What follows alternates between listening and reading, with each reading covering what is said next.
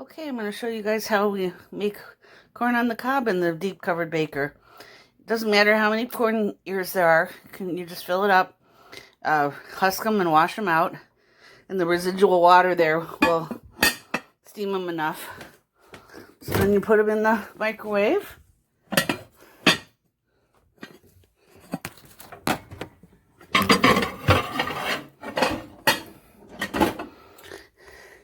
And I'm going to put it in there for 11 minutes.